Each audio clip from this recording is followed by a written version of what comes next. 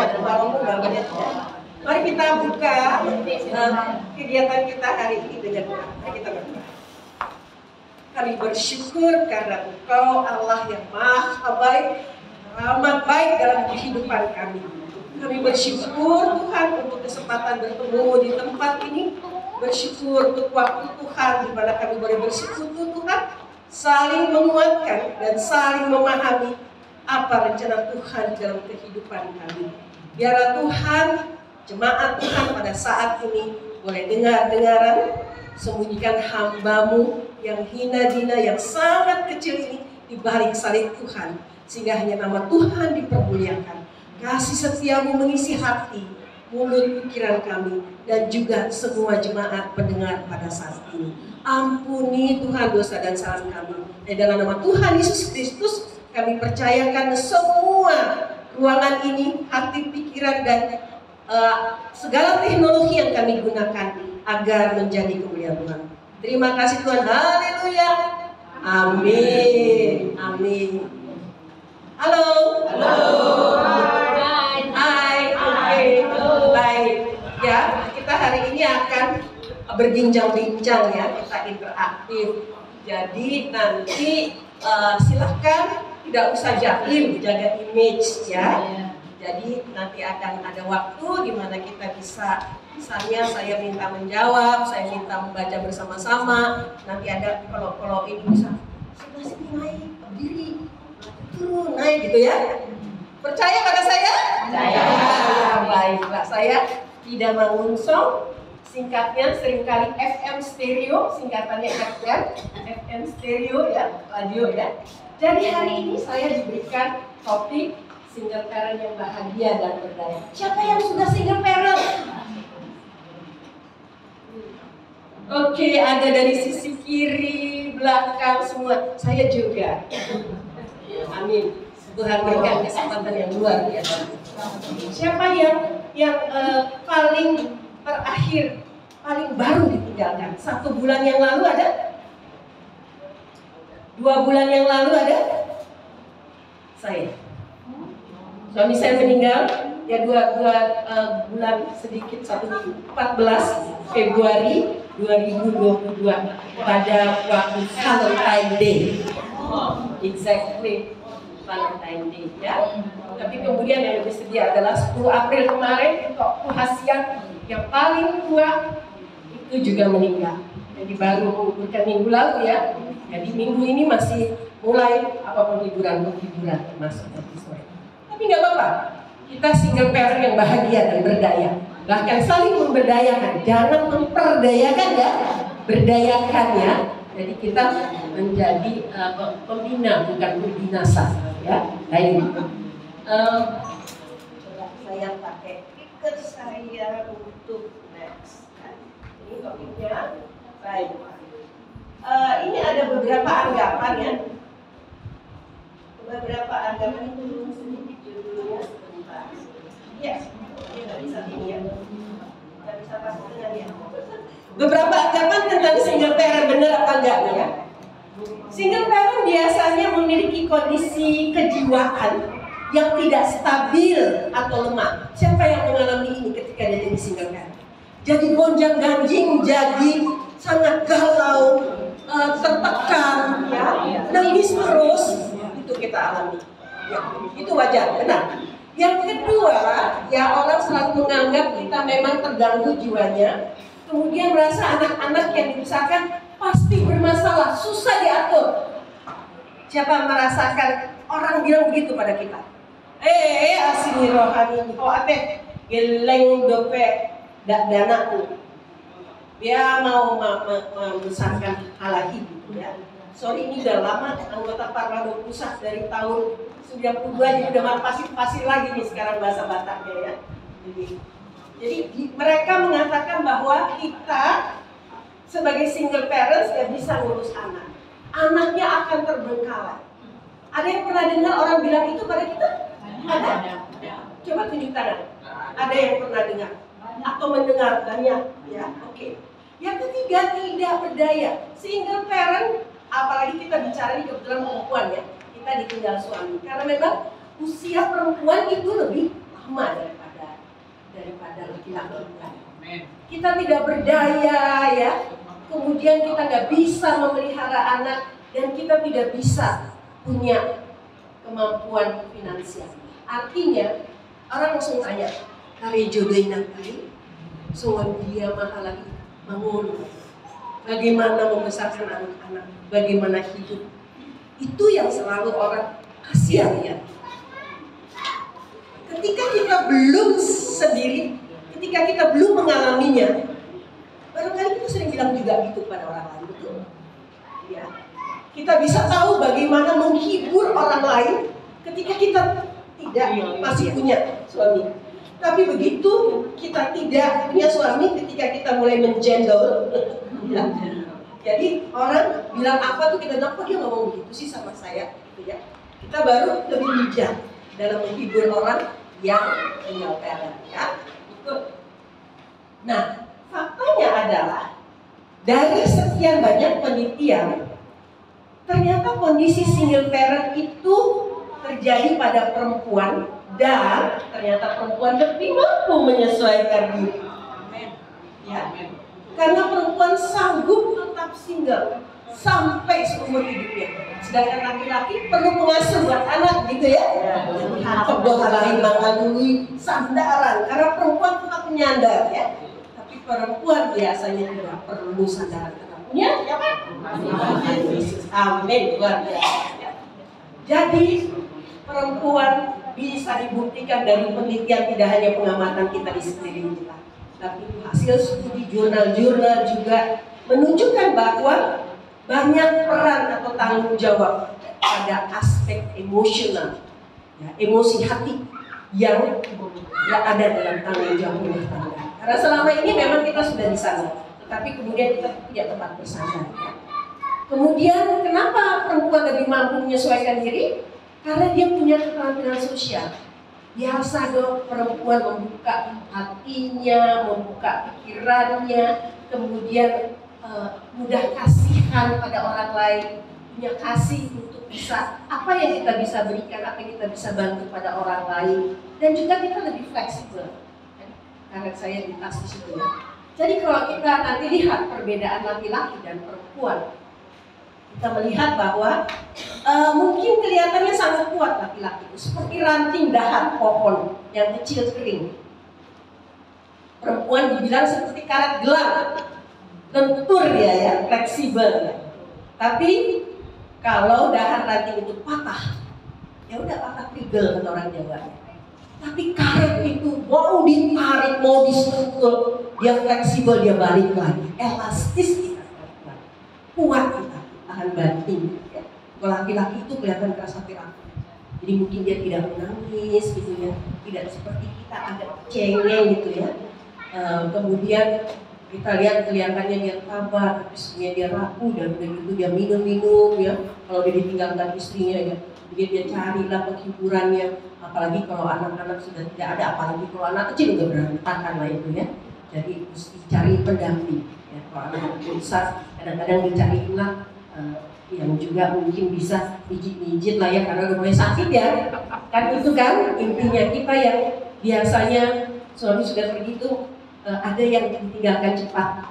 Artinya tidak bilang-bilang dulu, tidak sakit dulu. Ada yang kita seperti saya merasa disiapkan betul-betul ya, karena 3 tahun ini juga sudah sakit. Terus 2 tahun terakhir itu pandemi membuat saya bersyukur bisa mendampingi suami kurang sehat 24 jam. Tadinya saya nggak pernah ada di rumah, saya kemana-mana.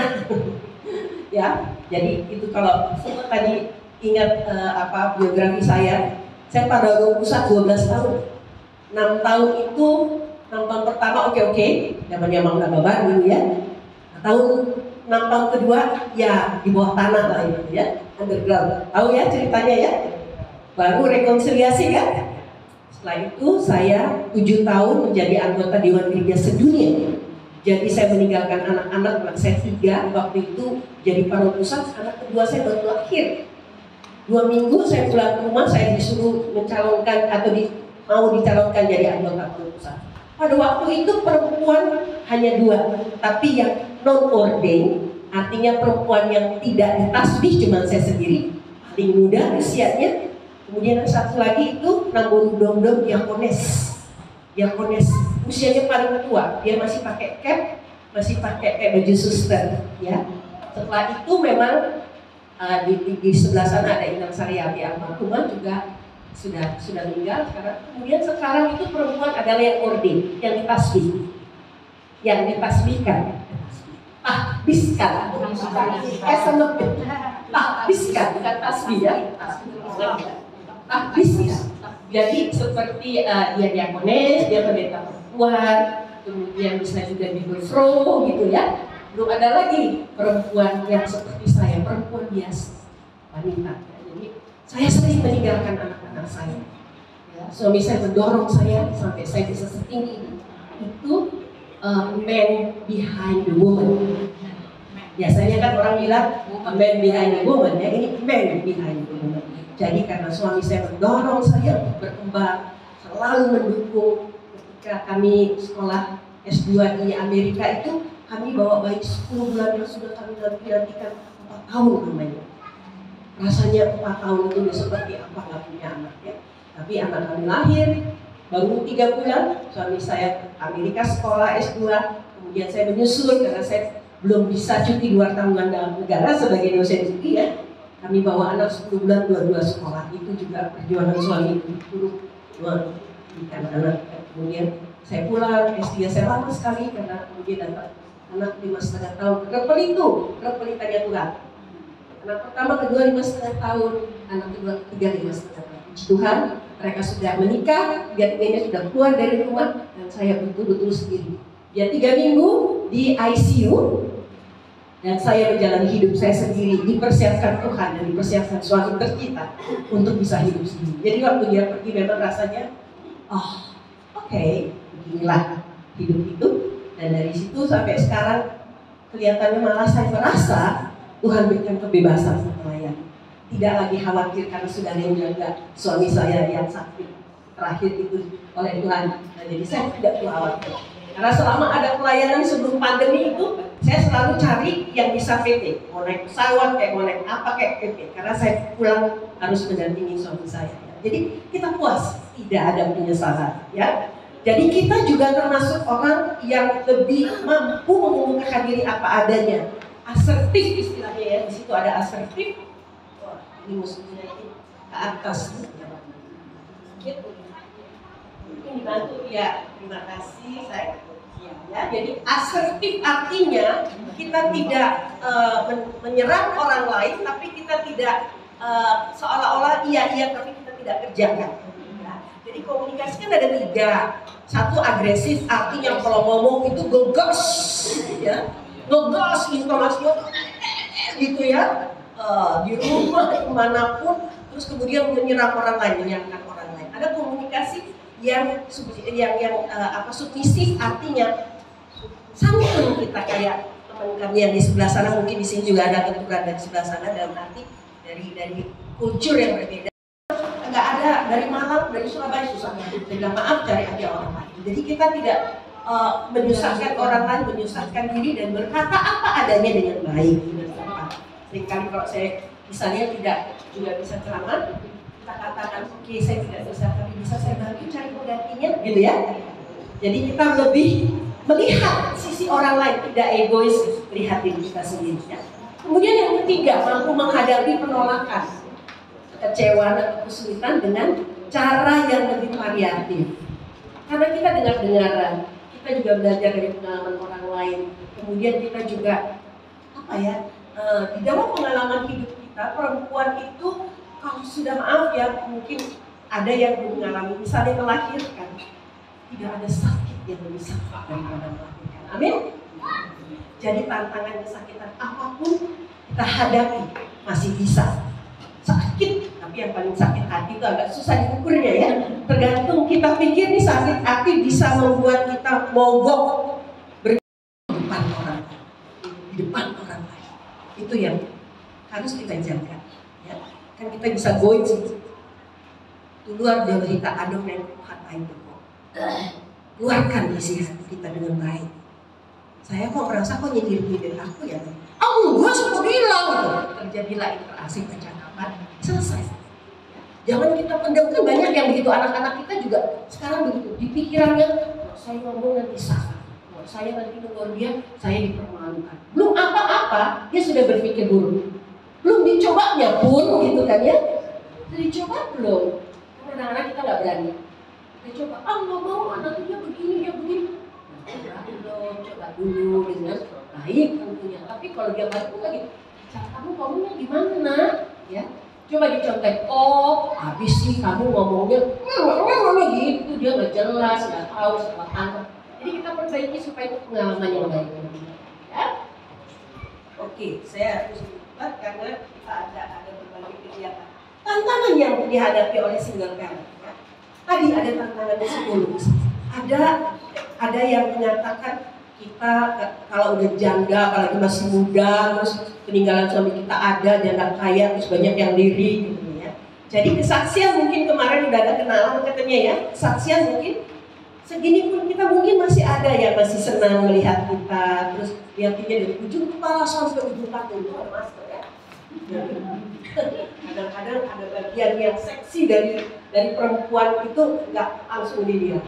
Kemudian mereka mengatakan, nggak lihatnya ditinggal suami, pakai celana pendek banget, pahanya kemana-mana gitu ya. Terus kemudian melihatnya kayak gini gitu ya. Terus kemudian kalau lagi diajak, ayo kita berpasang-pasangan yuk, pergi kemana dan sebagainya gitu ya. Terus kasihan dia nggak usah diajak, dia kan sedang sedih, dia kan lagi galau, dia kan nanti harus bayar nggak mampu lah, ayo kita jalan-jalan keluar negeri segala macam. Kadang-kadang ada seperti itu. Belum lagi kalau kita lihat anak-anak kita melawan kita, tidak menurut dan tidak mengasihi kita dan tidak peduli sama kita. Ya. Jadi ini tantangan psikologis, itu tantangan sosial tadi ya. Jelas di gereja kita sudah terpisah menjadi inahanda sekarang ya. Kita menjadi inahanda. Seolah-olah segregasi. Ada kategori baru di mana kita seolah-olah kalau masuk ke situ, oh, kamu nggak pernah ikut anak gitu ya. Karena ini masih ada grup-grup pasangan dan sebagainya. Gitu ya. Kemudian ada banyak di lingkungan kita juga melihat kita mungkin, ya maaf kata misalnya yang dulu waktu masih ada suaminya dia begini, sekarang dia agak berdiam mau ikut kita, makanya dia sombong, dia nggak mau berteman dengan kita. Gitu ya. Terus sekarang dia bagaimana? Apakah kita ajak dia? Kemudian masalah dana ya, masalah finansial ini juga tantangan ekonomi yang dihadapi. Yang belum pernah bekerja sebelumnya harus bekerja. Kita banyak menemui juga keluarga yang karena COVID meninggal suaminya atau dua-duanya, jadi ada banyak anak-anak yang juga hidup sendiri, yang kemudian ada juga yang menghadapi keluarganya kehilangan pekerjaan dan sulit bisa menghidupi anak yang sekolah. Anaknya bisa ada yang berhenti sekolah, ada yang juga harus pindah dari swasta yang cukup mahal ke negeri misalnya, dan itu tantangan secara psikologis menghadapi anak dan menjelaskan pada anak tidak mudah. Ya. Dan kalau kita lihat tantangan psikologis ini juga, seringkali ada, saya masih tahu sekarang, ibu-ibu yang selama suaminya sakit, walaupun usianya memang sudah yang manula ya, membiarkan suaminya dirawat dan tidur sama caregiver. Sudah pisah, karena dia bilang, saya nggak bisa. Tapi sekarang menyesal karena misalnya mendengar cerita dari kita ya, bagaimana kita mendampingi dia sakit 24 jam. Suami saya susah sekali dipegang orang lain, nggak mau dipegang orang lain, hanya mau dipegang oleh istrinya. Jadi geli dia dipegang orang lain. Kau, mama, mana ibu kan saya kerja, saya kan ngajar. Walaupun pandemi itu saya masuk ruang kerja dan saya ada di situ, tapi mereka bilang, dia panggilnya gantian. Orang yang di rumah itu orang-orang yang lama bekerja dengan kami 25 tahun. Kadang gantian, ibu datang. Caregiver itu baru belakangan setelah kondisinya sudah sangat buruk, anak-anak bilang, ayo dibujukin papa, kasihan mama, kami sudah jatuh bersama-sama gitu ya, karena badannya besar kan. Kadang-kadang kita pegang online dia karena stroke udah 3 kali gitu ya. Sejak itu dia, kita juga jatuh gak bisa nahan gitu ya. Caregiver kalau sebentar dia masih rumah sakit bolak-balik terus ada ICU, akhirnya kita bilang Ini yang kita puaskan. Sangat luar biasa puasnya, dari ganjelan. Tapi teman saya ini mengatakan, oh sedihnya ya, saya tidak sempat mendampingi suami saya, kok enak ya, aku menyesal. Udah gunanya menyesal kemudian harinya, betul? Jadi yang masih punya suami-suami ini, ayo ya, jangan bikin menyesal nantinya. Nikmatilah waktu bersama, apalagi masih dengan anak-anak. Itu juga akan masalah tantangan pengasuhan. Kalau kita punya laki-laki, terus kemudian tantangannya adalah siapa pengganti figur laki-laki di rumah. Ini juga tantangan buat kita. Dan itu anak laki-laki misalnya susah dikendalikan. Dari kecil tidak dekat dengan kita. Misalnya ada konflik dengan ayahnya atau ada konflik atau sangat dekat kepada ayahnya. Anak perempuan juga tidak kita siapkan untuk ditinggalkan ayahnya karena tidak dekat dengan kita. Dia dekat dengan ayahnya, bapaknya. Itu juga akan mengalami tantangan pengasuhan. Terutama pada anak-anak mulai meningkat remaja 10 sampai 17 tahun. Itu tantangannya luar biasa. Jadi kita membiasakan kan sebelumnya di dalam keluarga itu orang mangan ngumpul, artinya kita ada saat-saat selalu berkumpul secara teratur, atau memang biasa berjarak, sehingga ketika kita tinggal sendiri kita perlu dukungan anak-anak dan juga bagaimana mengurus anak supaya dia tetap menjadi anak yang sehat dan bahagia, sampai mencari partnernya juga tidak meninggalkan Tuhan Yesus. Itu luar biasa. Berikut, nah ini dalam habis itu tiga orang lagi ya. Kalau menurut saya benar, karena kenapa umur 20-30 itu umur yang masih jaya-jayanya, tenaga itu masih ada dan berpikir itu masih bisa maju, sedangkan pokoknya kita masih banyak tenaga lah untuk berrekreasi, untuk nggak ada pikiran ini hidup rumah tangga tuh masih muda. Bisa berumah tangga bisa apalagi kalau misalkan belum berumah tangga kan kita masih bebas gitu kan, masih bisa banyak memberikan waktunya kepada saya. Menurut saya pasti itu salah, karena pada puncak 20-30 tahun itu kita mesti mencari untuk mendapatkan kebahagiaan kelak. Nah, yang sebenarnya kalau kita mencari kalau kita sudah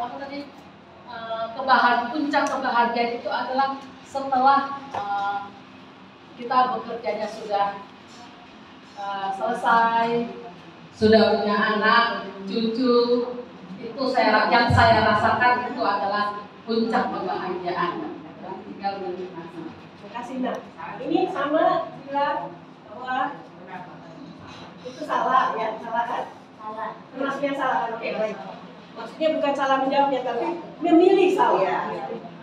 Saya mengatakan kebahagiaan itu di usia 20 sampai 30 tahun itu salah, karena kebahagiaan itu bukan hanya sampai di batas umur. Kebahagiaan itu bagaimana kita menciptakan suasana itu, meskipun kita sudah berumur di atas 30 ke atas ataupun usia di bawah 30 ke bawah, kita sendiri yang menciptakan kebahagiaan itu. Meskipun suasana di sekeliling kita itu kurang kondusif atau kurang tidak mendukung ke dalam hidup kita, kita sendiri yang membuat kebahagiaan itu. Jadi menurut saya salah kalau dibilang kebahagiaan itu batasnya di atas 30, di atas puncaknya 30. Damai seperti ini itu baru kemarin kejadian. Nggak tahu apa masalah baru main saya. Terus anak saya bilang, anak keluar sini. Kalau main mana? Biarin aja situ, katanya kan. Terus aku bilang, boleh gitu, itu baik-baik lah rumah tangga, oke gitu. Maka sih orangnya kok maaf, katanya gitu. Iya, jadi anak saya bisa ingatkan supaya dia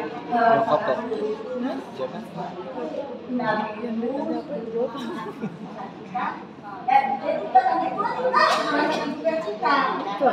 Amin, amin ya. Oke.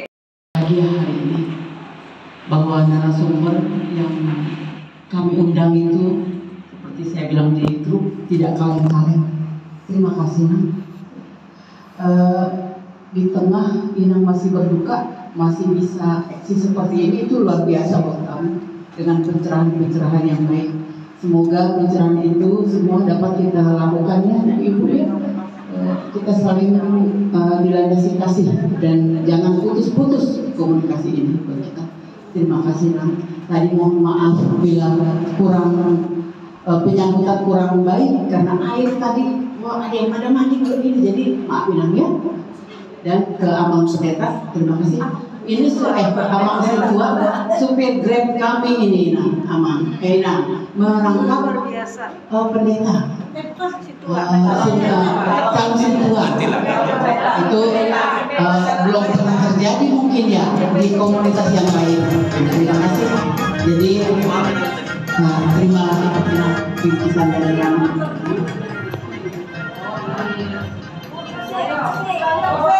Oke.